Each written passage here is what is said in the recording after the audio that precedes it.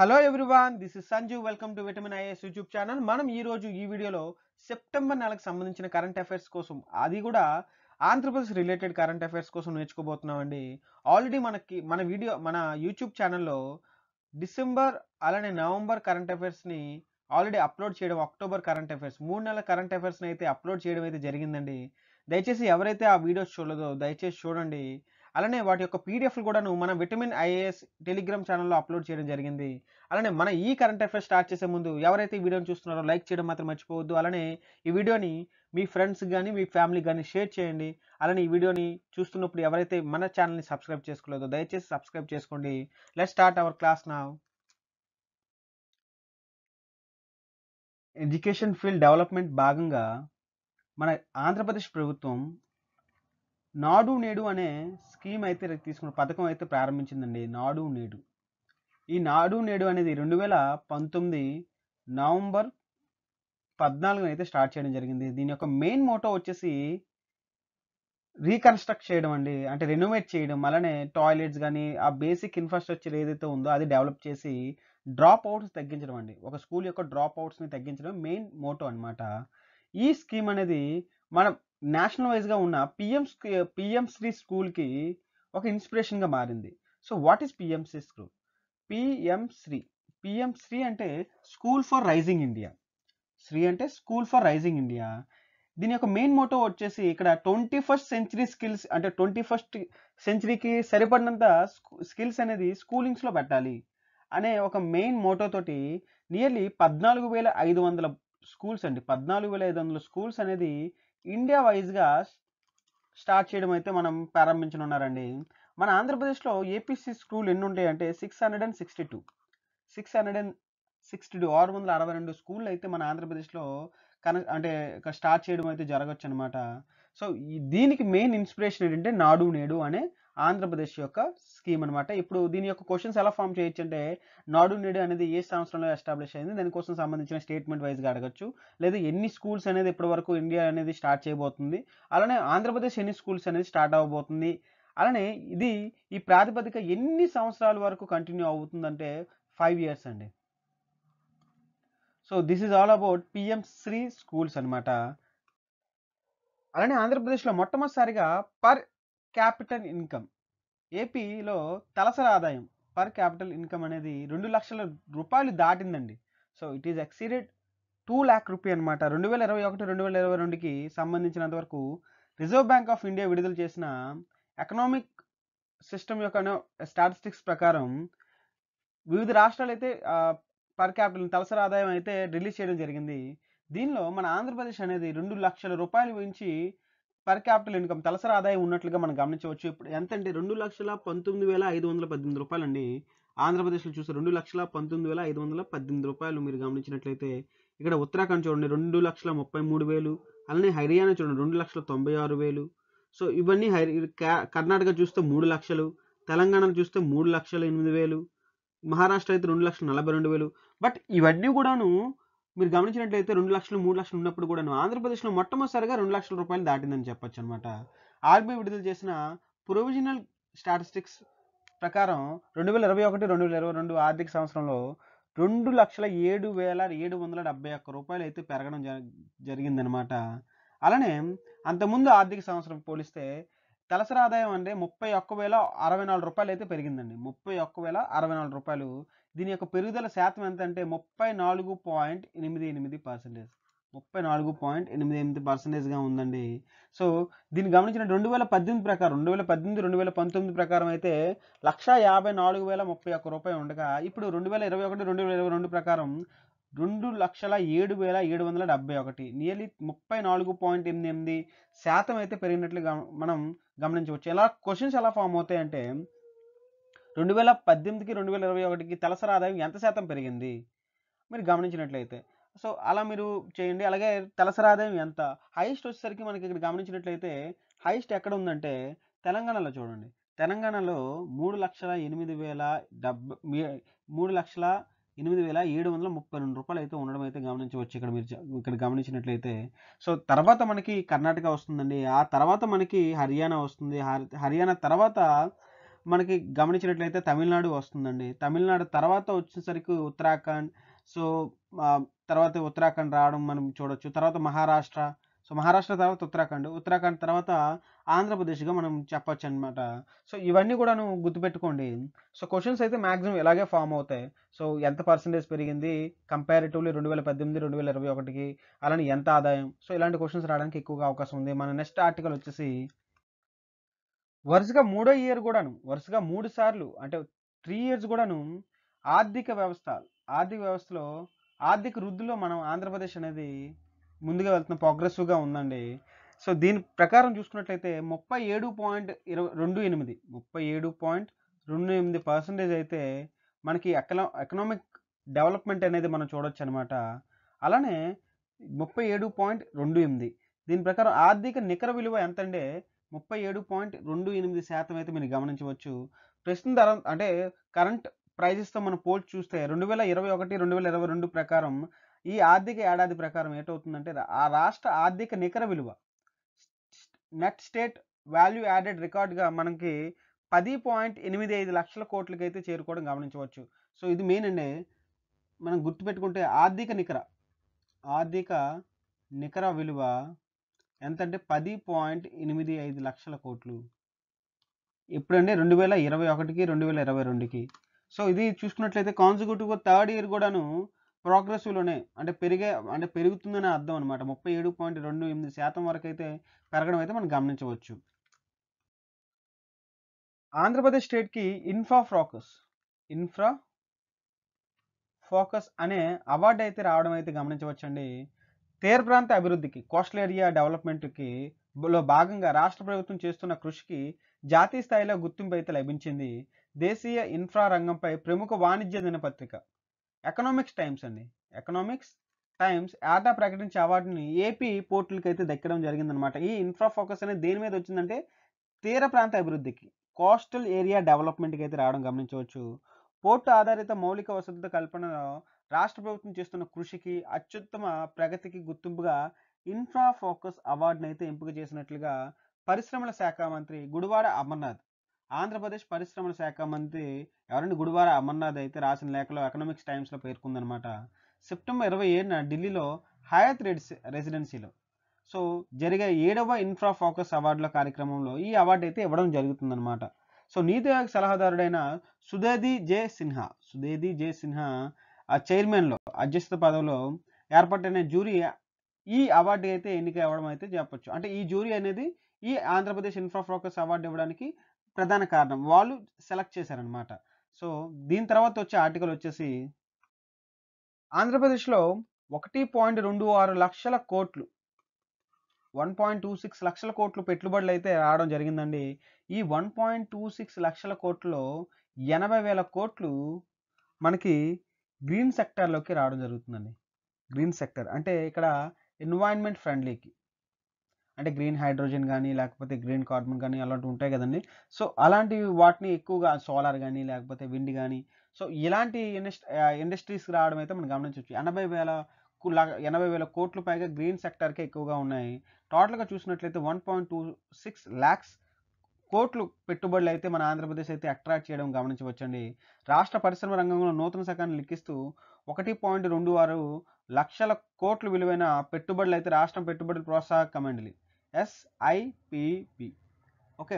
So, green energy, pharma, electric vehicles, food processing రంగాల్లో మొత్తం ఇవన్నిట్లో కలిపి 1.26 లక్షల కోట్లయితే అట్రాక్ట్ చేయడం అయితే మన ఆంధ్రప్రదేశ్ ముఖ్యమంత్రి అయిన వైఎస్ జగన్మోహన్ రెడ్డి గారు అయితే చెప్పడం అయితే జరిగిందండి.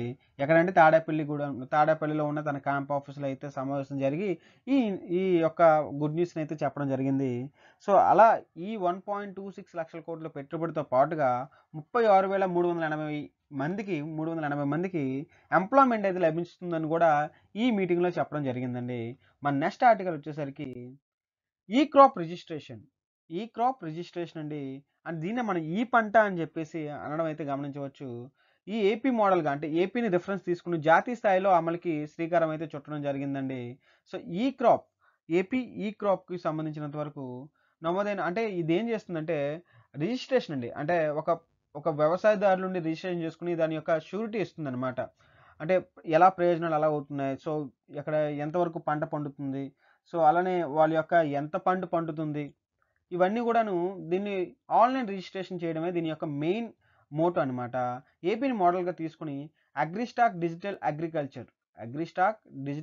అగ్రికల్చర్ పేరిట అన్ని రాష్ట్రాల్లో ఈ క్రాప్ నమోదు చేయాలని కేంద్ర వ్యవసాయ అండ్ కుటుంబ సంక్షేమ శాఖ ఆదేశాలు అయితే జారీ చేసింది.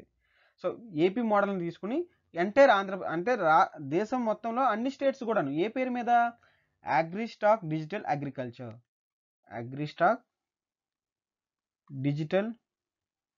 అగ్రికల్చర్. ఎందుకంటే ఇది గుర్తుపెట్టుకోవాలి, మేబీ క్వశ్చన్స్ ఎలా ఫామ్ అవ్వచ్చు అంటే ఈ క్రాప్ని ఇన్స్పిరేషన్గా తీస్తూ సెంట్రల్ గవర్నమెంట్ స్టార్ట్ చేసిన స్కీమ్ ఏంటి అని అడిగితే అగ్రిస్టాక్ డిజిటల్ అగ్రికల్చర్ అండి. అలానే సీఎం వైఎస్ జగన్మోహన్ రెడ్డి గారి ఆలోచన నుండి పుట్టుకొచ్చిన ఈ కార్యక్రమం 3 ఏళ్ళు విజయవంతం అవుతుందన్నమాట. జాతీయ అంతర్జాతీయ స్థాయిలో కూడాను దీనికి చాలా అప్రిషియేషన్ అయితే రావడం మనం గమనించవచ్చు. సో ఈ క్రాప్ నమోదు ప్రకారంగా ఏం చేస్తుందంటే సబ్సిడీ మీద విత్తనాలు ఇవ్వడం, ఎరువులు ఇవ్వడం, అలానే పురుగుల మందు అంటే ఫెర్టిసైజ్ ఇవ్వడం, అలానే రైతు భరోసా వైఎస్ఆర్ రైతు భరోసా కింద 13,500 రూపాయలు మనకి పర్ ఇయర్ అనేది ఆర్థిక సహాయం అయితే వ్యవసాయదారులకి అందించడం, స్కేల్ ఆఫ్ ఫినాన్స్ ప్రకారం రుణ పంటలు ఇవ్వడం, ₹1,00,000 పంట రుణాలకి ఏడాదిలోపు చెల్లించిన వారికి వైఎస్ఆర్ 0 వడ్డీ రాయితీ ఇవ్వడం. సో ఇవన్నీ కూడాను బెనిఫిట్స్ అన్నీ కూడాను సో ఈ ఈ పంట రిజిస్ట్రేషన్లో పెట్టుకున్న వాళ్ళకి ఎక్కువగా మనకి వాళ్ళకి అందరూ కూడా ఎలిజిబిలిటీ రావడానికి అవకాశాలు ఉండడం వల్ల దీనికి ఎక్కువగా ప్రాముఖ్యత అయితే కలిగిందనమాట ఆంధ్రప్రదేశ్లో.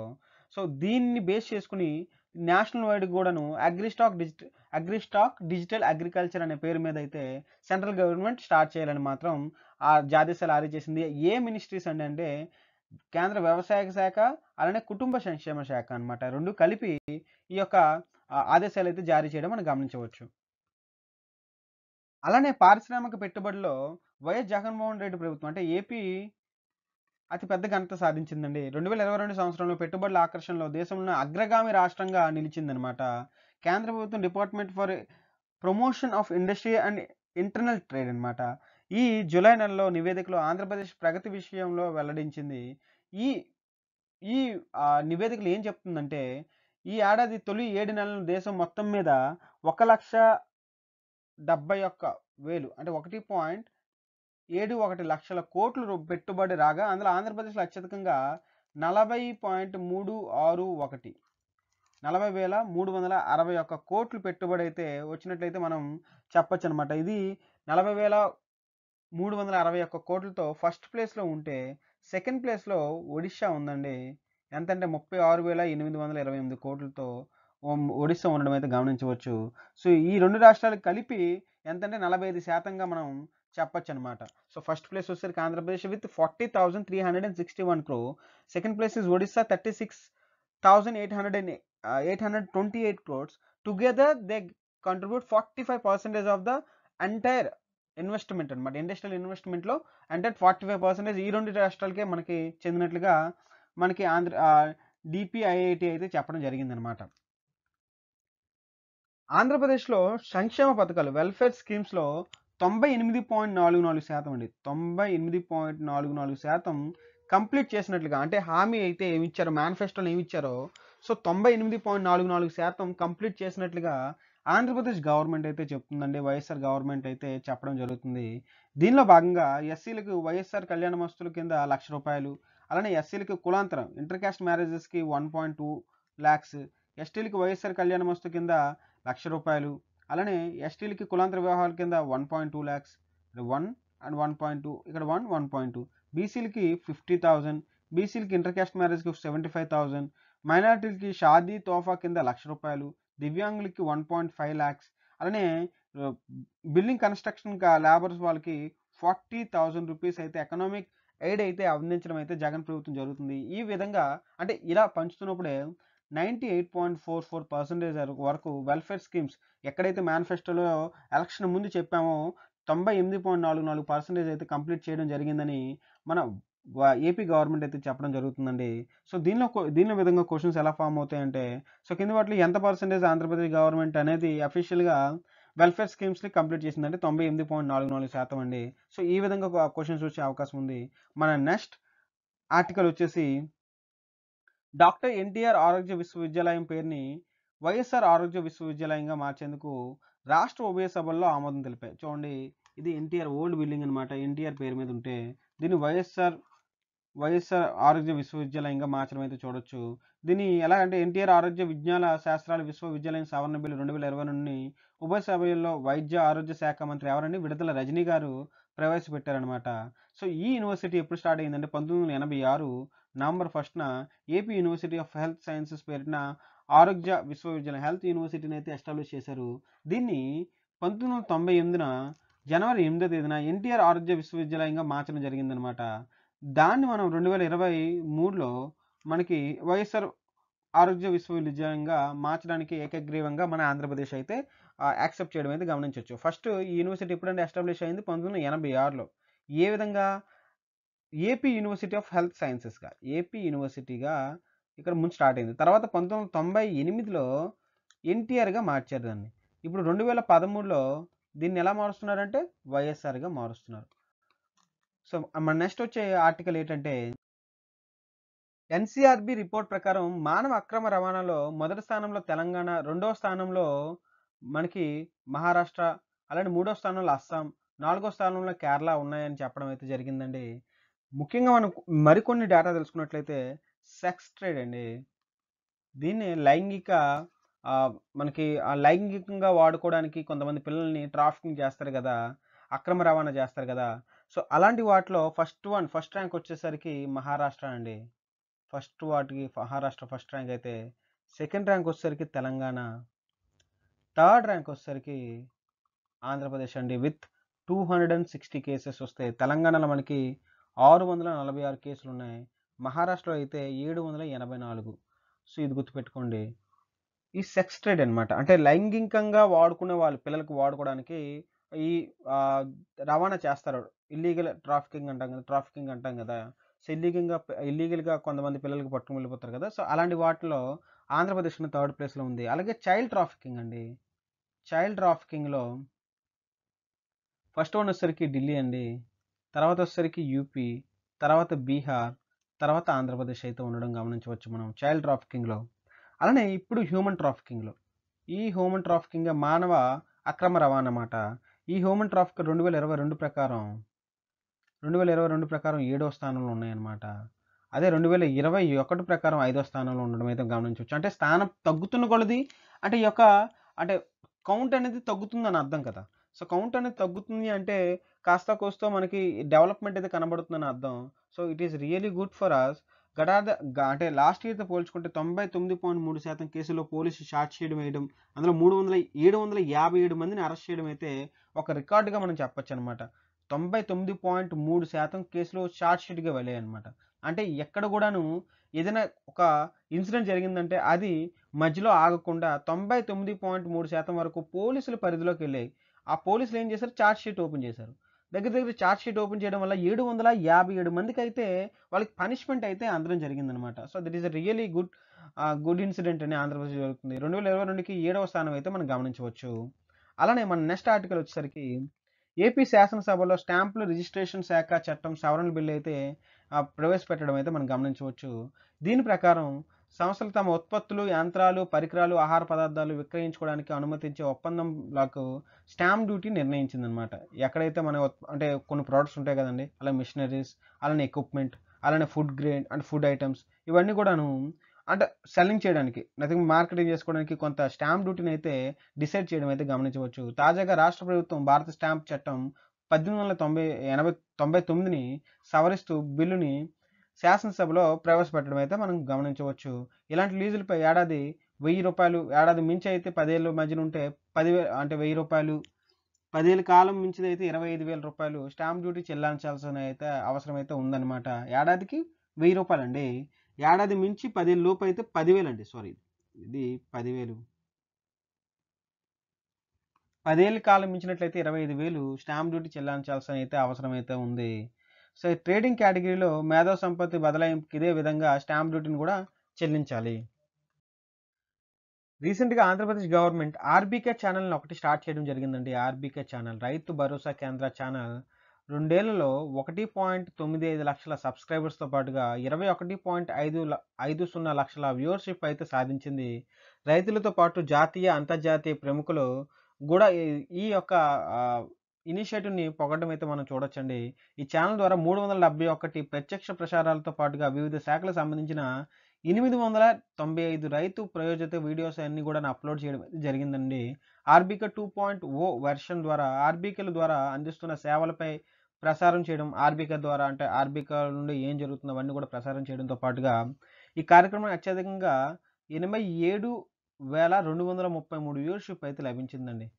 ఆర్‌బీకే 2.0 వెర్షన్‌కి 87,233 వ్యూవర్‌షిప్ అయితే రావడం అయితే గమనించవచ్చు. అలానే ఇటీవలే యూట్యూబ్ సిల్వర్ బటన్ గూడాను రావడం అయితే మనం గమనించవచ్చనమాట. ఇది రైతు భరోసా కేంద్రం కింద సెప్టెంబర్‌లో వచ్చిన కరెంట్ అఫైర్స్‌గా మనం చెప్పుకోవచ్చు.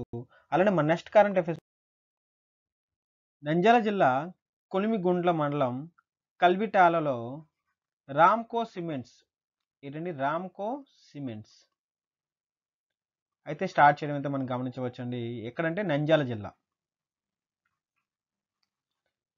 జగన్మోహన్ రెడ్డి గారు బజర్ నొక్కి అయితే స్టార్ట్ చేయడం అయితే మనం చూడొచ్చు.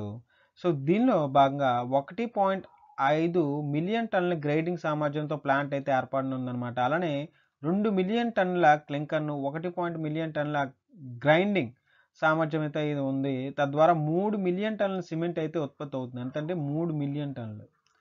తొలి దశలో మాత్రమేనని రాబోతున్న రోజుల్లో యాజమాన్యం కూడా దీన్ని విస్తరిస్తారని. అంటే ఇది ఓన్లీ ఫస్ట్ స్టేజ్ అనమాట. సెకండ్ స్టేజ్ నుండి ఇంకా రాబోయే రోజుల్లోనే ఇంకా దీని యొక్క కెపాసిటీ అనేది ఇంకా ఎక్స్‌టెండ్ చేసే అవకాశాలు ఉన్నాయని చెప్పేసి వాళ్ళ యొక్క నిర్వాహకులు ఎవరైతే ఈ ప్లాంట్ ఓనర్స్ ఉన్నారో వాళ్ళు చెప్పడం అయితే మనం గమనించొచ్చండి.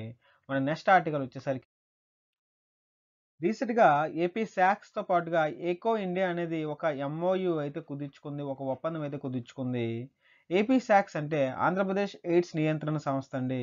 అలానే ఢిల్లీకి చెందిన ఎకో ఇండియా సంస్థతో 2 ఒప్పందం కుదుర్చుకుని తాడేపల్లిలో ఏపీ సాక్స్ కార్యాలయం నిర్వహించిన కార్యక్రమంలో వైద్య ఆరోగ్య శాఖ ప్రత్యేక కార్యదర్శి, ఏపీ సాక్స్ project director GS Naveen Kumar సమక్షంలో APD doctor Kameswara Prasad, Echo India ఉపాధ్యక్షులైన డాక్టర్ సందీప్ బల్లాలు ఇందుకు సంబంధించిన పత్రాలపై సంతకాలు చేయడం అయితే గమనించవచ్చు.